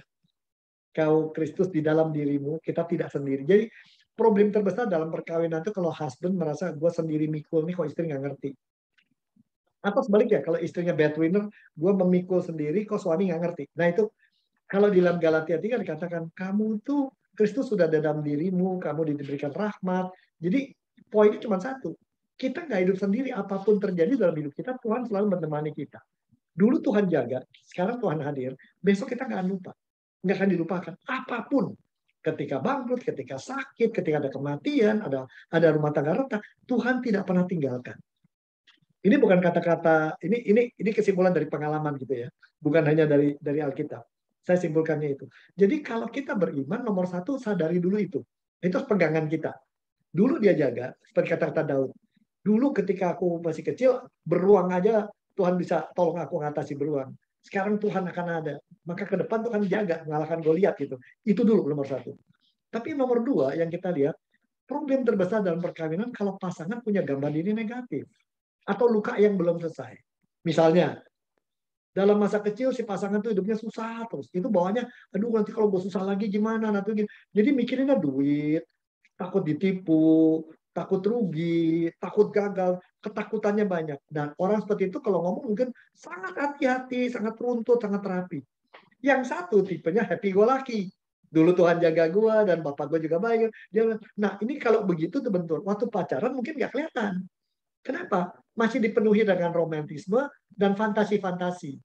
Bahwa gue bisa rubah dia bisa rubah gue gitu ya. Tapi begitu udah jalan kawin, apalagi kalau kawin tuh lalu misalnya yang satu mengharapkan pasangannya punya tingkat ekonomi tertentu tapi nggak bisa. Gitu. Nah mulailah yang beginian ini jadi masalah.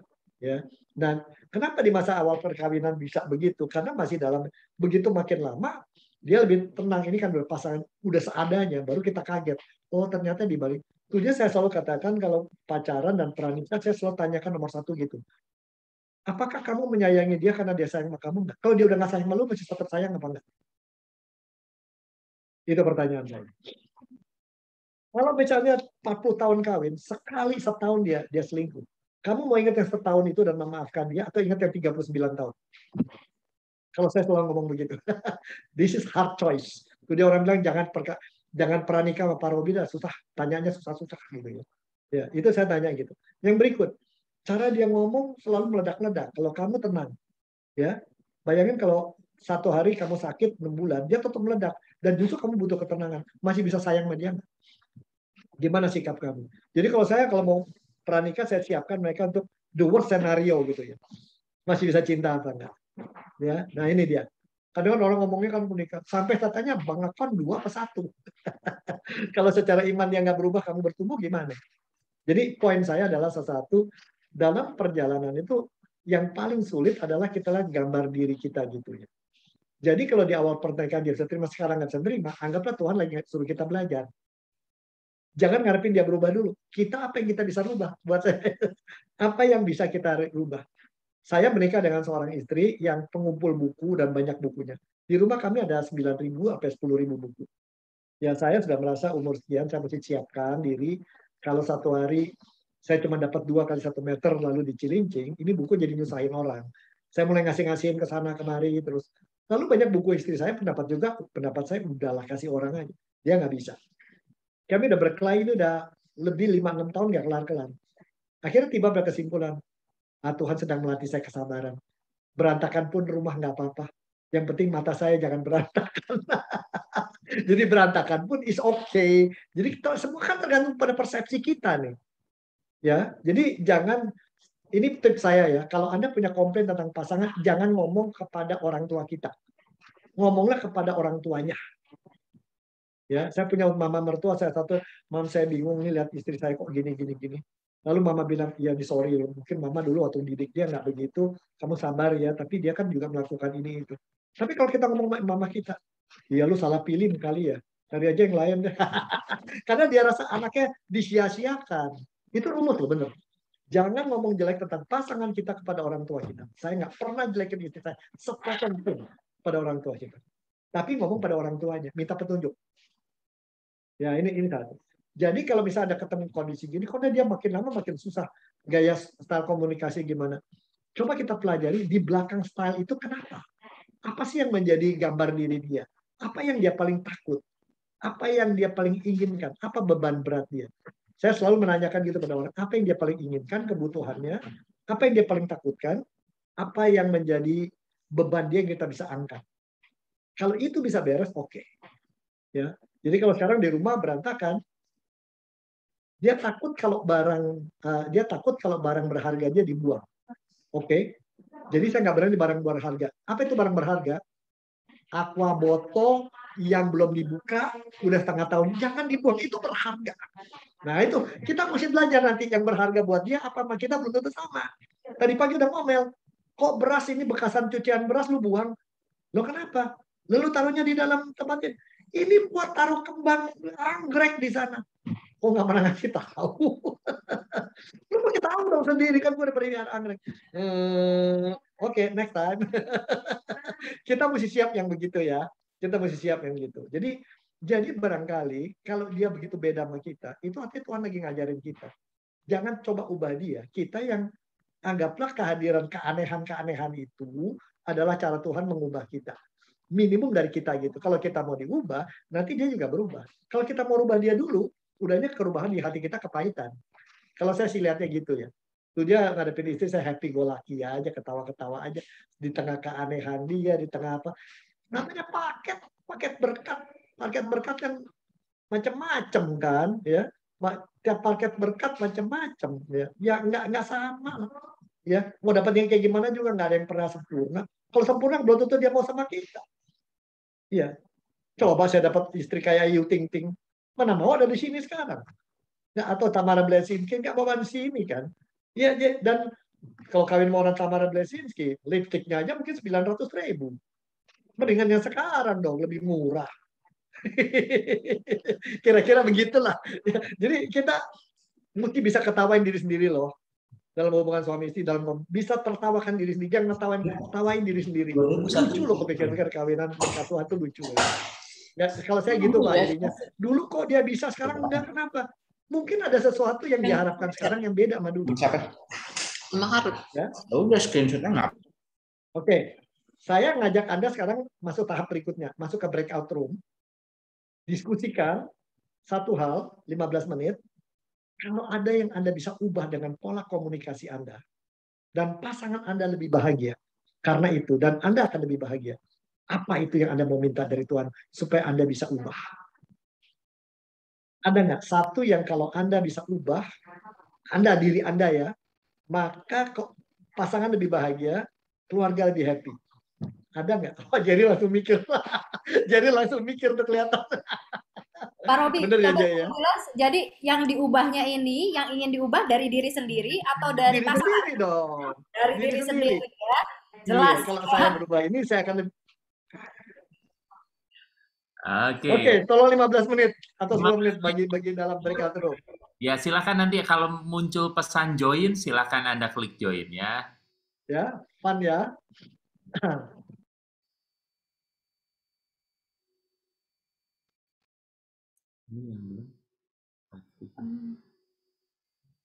Hendrik sama Han tadi kayaknya keluar masuk. Jadi belum misalnya ke sini nih, ke tim 1 deh. Hendrik boleh, Han boleh.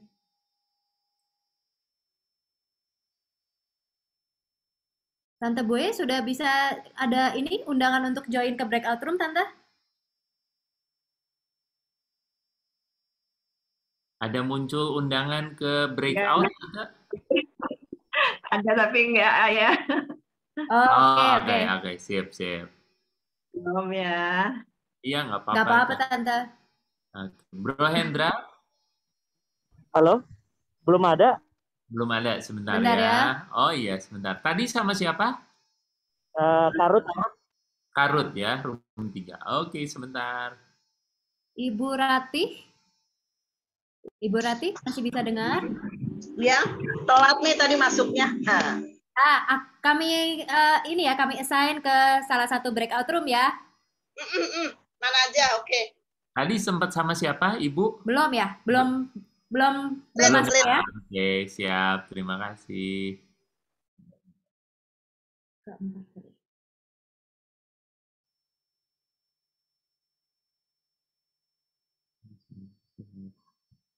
Tadi udah 3:40.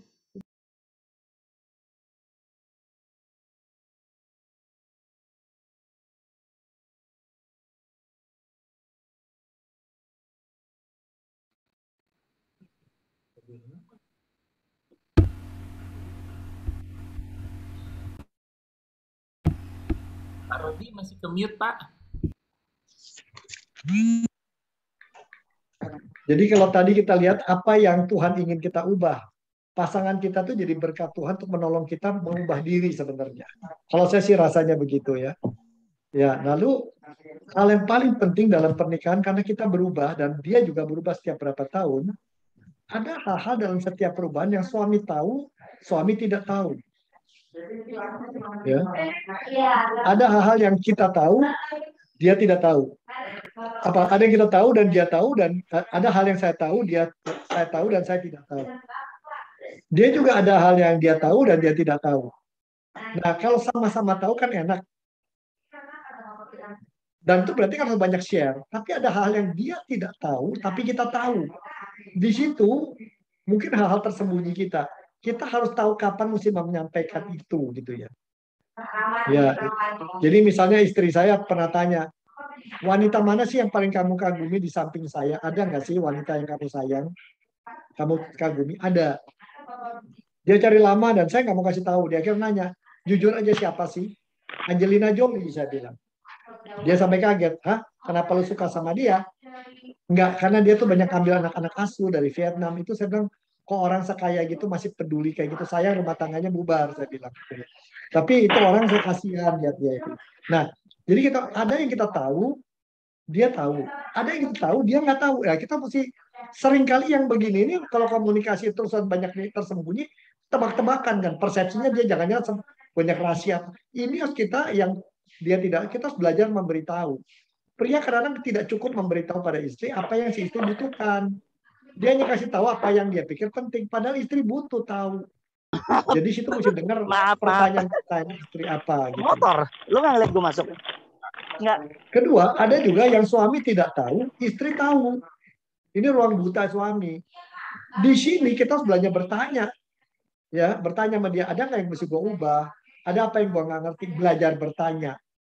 Yang paling repot ada yang sama-sama nggak tahu, itu udah nggak usah dipusingkan ya. Jadi kalau mau perkawinan komunikasi baik, ruang tahu sama tahunya diperbesar, saling ngasih tahu lebih banyak dengan bahasa yang seadanya gitu ya. Karena tidak menyenangkan hati kalau dengar sesuatu yang kita nggak pernah dengar, kok ada begini gitu ya. Kita nggak bayang gitu. Saya pernah ada kasus seorang udah jadi suami istri baru ketahuan bahwa sebelum sama dia si pria pernah boleh kata hidup bersama dengan seorang wanita lain gitu. Wah itu diketahuannya tuh sudah tinggal setahun setelah menikah. Dan wanita datang pada saya, gimana ya Pak? Ya sudah selama setahun ini dia setia nggak setia, jalanin. Setelah 5 tahun gimana? Dia rupanya tidak punya baby dulu karena keraguan itu. Tapi setelah 5 tahun dia suami yang baik. Sudahlah, ingatnya 5 tahun yang setahun itu anggap, tapi ajak bicara sama dia. Akhirnya mau bicara suaminya. Dan beres akhirnya urusannya. Yang paling bahaya adalah kalau suami tahu sesuatu, tidak nyampaikan pada istri, istri tidak tahu dan tebak-tebakan. Akhirnya timbul persepsi yang salah. Suami ini punya banyak rahasia, jangan-jangan. Itu problem. Ya, itu problem kayak begitu. Dan lain-lainnya. Dan setiap wanita, tolong ibu-ibu sadar ya, setiap pria umumnya pasti pernah ada wanita lain di hidup dia selain istrinya. Saya akui saya punya wanita lain di samping istri saya yang sangat dekat sama saya. Yang sampai sekarang saya masih sayang. Saya bilang terbuka sama dia.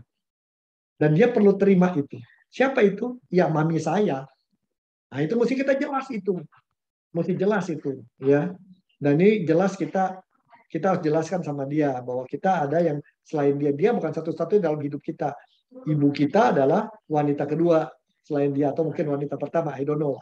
Yang kayak gini nih yang bikin rumah tangga nggak beres kadang-kadang. Terlalu banyak ruangan tahu sama tahunya kecil, ruangan 2 dan 3-nya kegedean. Lalu setelah kawin 10 tahun dianggap sudah dia tahu sendirinya. Nggak bisa.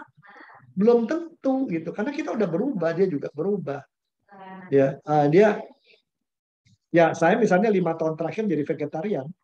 Istri saya tuh tidak tahu why-nya gitu. Dan saya keep. Dan memang kalau itu nggak ada orang yang tahu, memang itu hanya janji saya dengan Tuhan.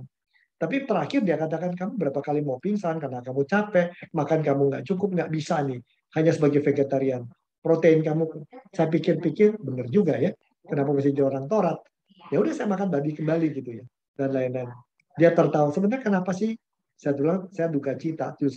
Sebenarnya saya melakukan itu karena saya sedang berduka waktu itu. Saya kehilangan banyak teman. Ya karena meninggal pada kena kolesterol, pada kena stroke, dan lain-lain. Jadi saya sedih. Salah satu jalan saya periksa diri saya lihat bahaya kalau cara saya makan tidak berubah. Tapi sekarang saya coba kendorkan kembali, nggak usah tegang gitu. Dia nggak lega, oh gitu. Saya tebak-tebakan ada apa sama kamu. Nah, kita harus hati-hati ya. Kadang-kadang kalau hal-hal itu sih baik, tapi ada hal yang punya sakit, punya apa, ruangan tahu bisa merusak gitu ya. Nah, bagian terakhir yang saya mau sampaikan barangkali setelah ini adalah ini. Jangan dalam menikah karena pusing dengan dia, gayanya beda, apanya beda, kita jadi begini. Saluran kita tertutup. Nah, kita harus belajar membuka. Ya, ingatlah dia berubah terus. Ya, dan orang bisa berubah. Dari waktu-waktu orang bisa berubah. Saya melihat kehidupan ibu saya, perubahan dia ketika dia masih umur 40-an, 50-an, 60-an. Itu dia bukan orang berpendidikan tinggi, tapi perubahan itu makin lama makin luar biasa gitu ya. Nah, jadi apa? Tolong Anda pikirkan setelah kita bicara ini, apa yang Anda dapatkan, ya, dapatkan hari ini, supaya jangan hanya jadi ngobrol dan tahu-tahu aja, tanpa pengetahuan. Tapi tolong Anda pikirkan, saya yakin begini, Tuhan kita tuh nggak pelit dengan berkat. Tuhan selalu menyiapkan berkat lebih banyak di masa depan. Cuman kita nggak siap menerima itu, jadi Tuhan nahan gitu. Kalau kita banyak mengadakan perubahan hidup dan kita izinkan Tuhan merombak banyak hal, seperti wadah yang besar, berkatnya akan besar. Tapi kalau wadahnya cuma begitu-gitu aja, nggak nambah gitu loh. Banyak berkat Tuhan tidak lancar mengalir, tidak karena pola-pola kita berdua barangkali. Dan kalau ini berubah, Tuhan bisa akan mempermudah Tuhan memberi berkat. Tuhan sudah siap dengan banyak berkat. Cuman kita yang... Nah, jadi cerita yang paling menarik ini ya, yang saya tidak pernah lupa. Hagar diusir sama Abraham keluar dari rumah. Gara-gara Sarah takut anaknya si Hagar lebih diperhatikan si Ismail daripada dari si Ishak. Hagar dalam sedih hati bawa anaknya ke padang gurun, akhirnya kehabisan air minum, kehabisan makanan, jatuh di dekat pohon-pohon duri. Anaknya udah kehausan, hampir mati. Dia nangis, Tuhan ampuni saya dan sebagainya. Akhirnya Tuhan datang, berkatakan, ya saya akan menjaga keturunanmu, jangan kau khawatir gitu. Stop tangisanmu. Begitu air matanya dikeringkan, dia baru sadar dia berada 3 meter atau 4 meter dari mata air. Tapi karena matanya sudah penuh dengan air mata dan ketakutan-ketakutan, kekhawatiran-kekhawatiran masa depan anaknya mati, dan semuanya dia tidak lihat adanya berkat berupa mata air yang tersedia. Nah, Tuhan sudah sediakan. Jangan-jangan dalam hidup kita, sebagian besar persoalan kita, permasalahan kita, solusinya sudah Tuhan siapkan. Berkat-berkat Tuhan. Tapi mau nggak kita berubah dulu? Kira-kira begitu. Tolong Anda setelah mendengarkan ini, tolong renungkan sebentar. Mau tulis di chat room, boleh. Apa yang Anda dapatkan hari ini? Dari saya begitu, semoga ini jadi berkat. Terima kasih, Bung Jeril. Ya, terima kasih Pak Robi. Bapak dan Ibu boleh ya kita berikan tepuk tangan buat Pak Robi Chandra. Dan ya, Bapak dan Ibu yang buka kamera, kita berikan tepuk tangan lingkaran. Kita lingkar.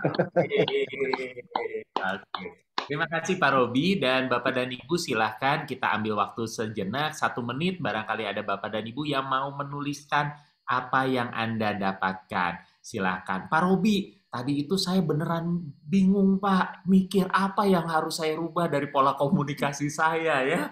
Aduh. Tanya sama Erin.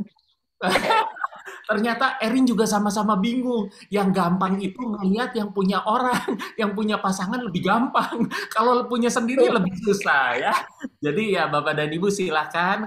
Kalau saya contoh, saya mau belajar lebih cuek, nggak usah serius-serius. Nah, contohnya seperti itu Bapak dan Ibu. Jadi silakan Bapak dan Ibu boleh tuliskan apa yang Bapak dan Ibu dapatkan.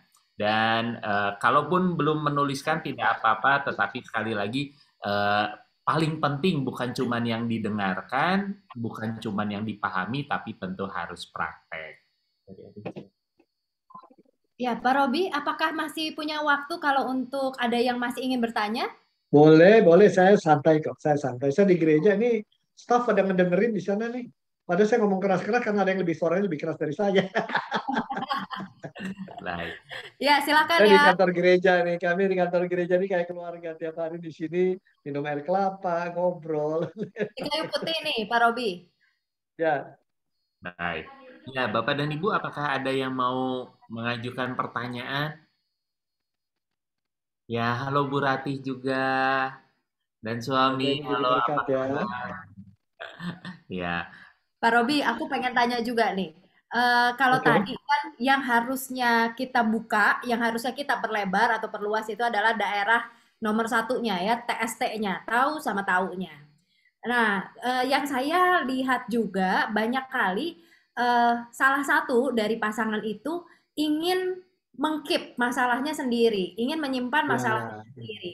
Dengan alasan memang nggak ingin merepotkan bebannya istri atau bebannya suami itu saya tahu udah berat lah gitu ya. Jadi ya udah saya punya punya masalah sendiri, ya udah saya keep, saya nggak mau ngerepotin, saya nggak mau jadi beban buat pasangan saya. Jadi niatnya mulia gitu ya. Tapi apakah gaya seperti ini ketika kita sehat ya.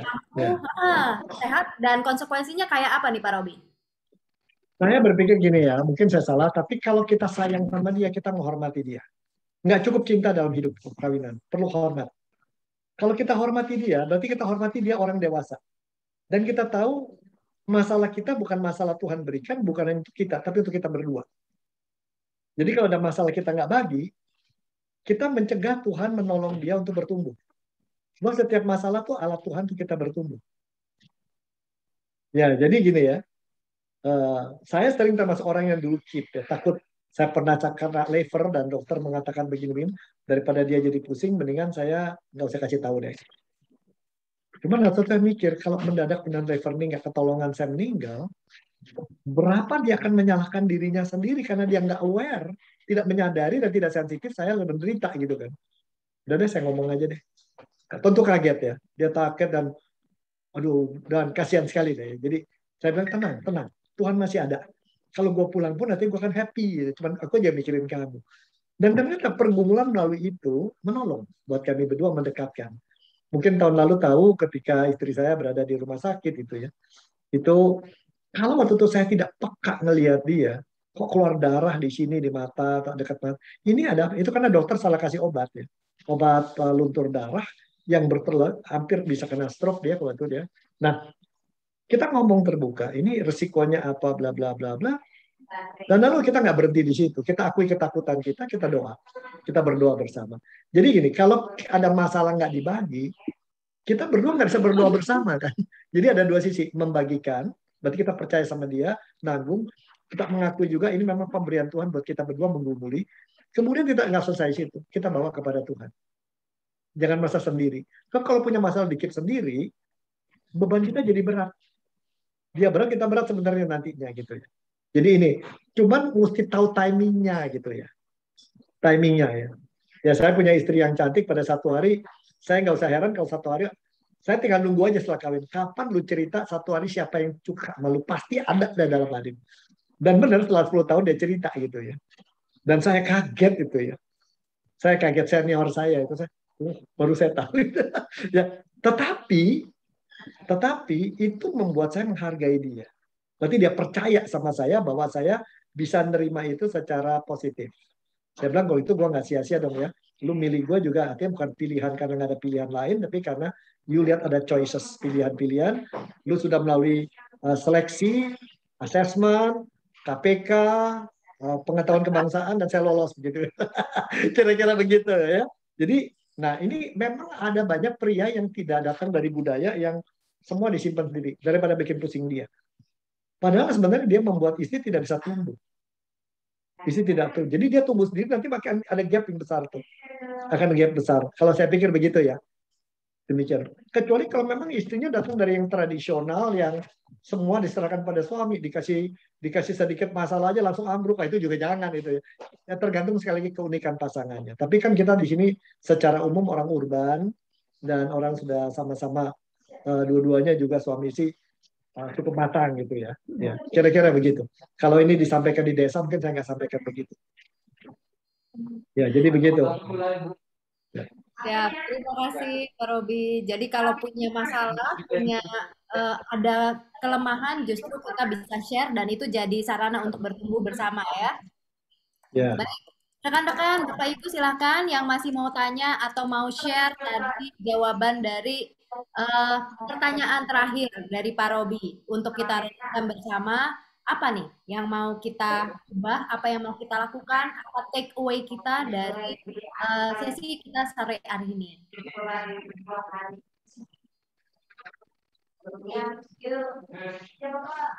Ya, lebih baik bertanya Bapak Ibu daripada ditanya Pak Robi ya. Oke. Tapi saya senang sekali hari ini Pak Handri kok seger gitu ya. Pak Handri Salim kok seger. Saya benar senang, benar loh. Aduh, kita udah lama gak ketemu, lihat sekarang kok segar gitu ya. Rambut juga hitam, bagus lah. Pak Handri, Gembira lihat kalau mau teman-teman. tanya silahkan Pak Handri. Ya.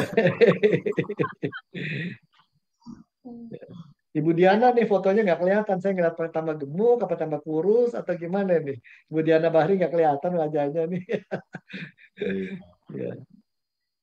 Yang pasti memang Zoom harus dibatasi ya, sesuai dengan kapasitasnya masing-masing. Iya, betul.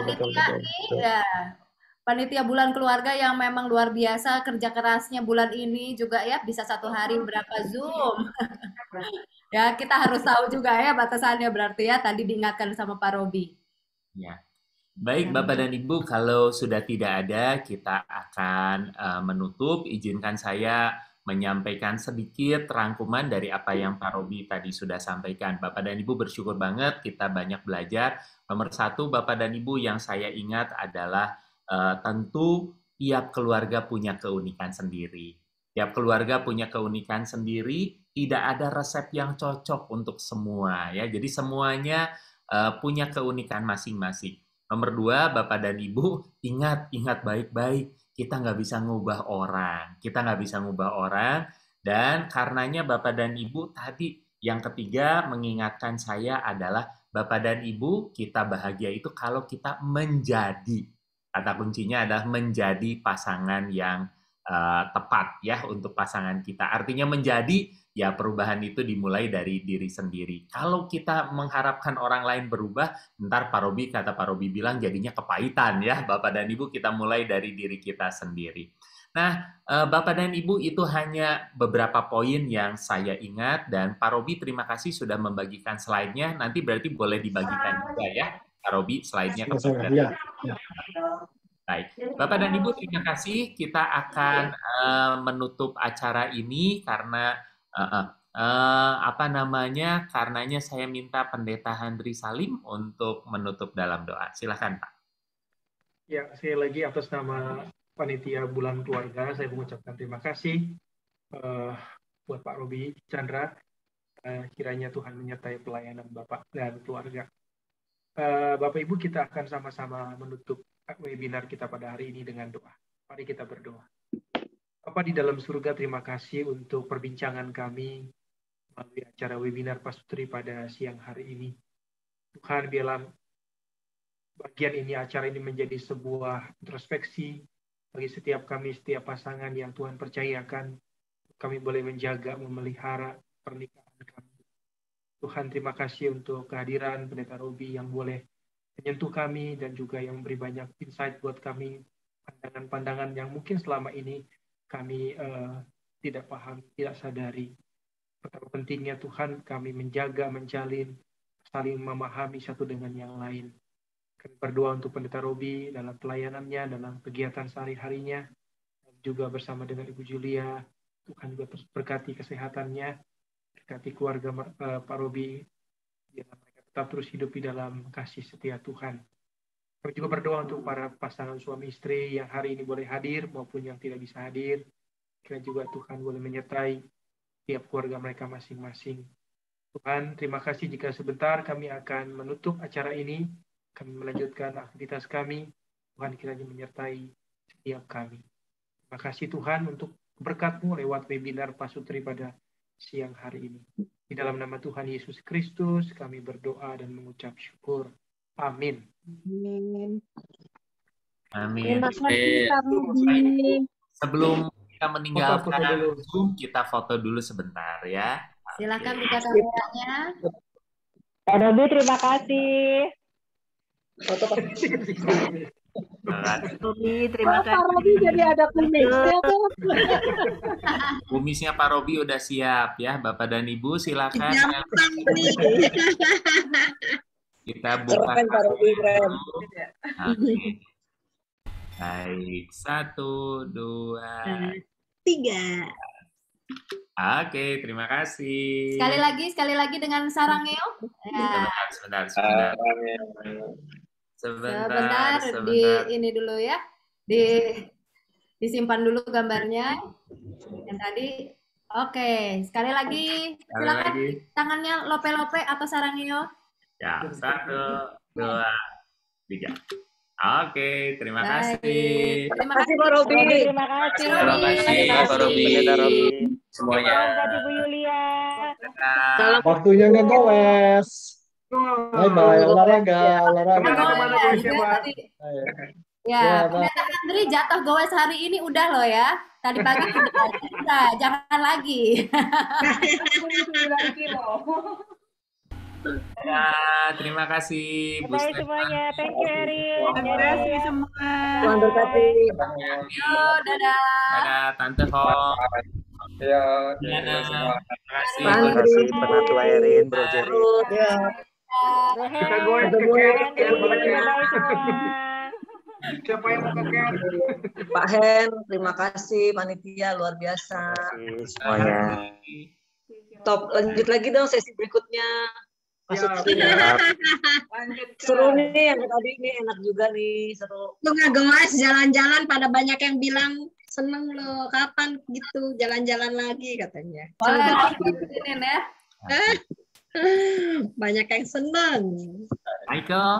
Michelle, thank you. Boleh di stop aja recordingnya ya, Michelle. Saya nggak bisa record, nggak bisa. Terima kasih, Michelle. Terima kasih.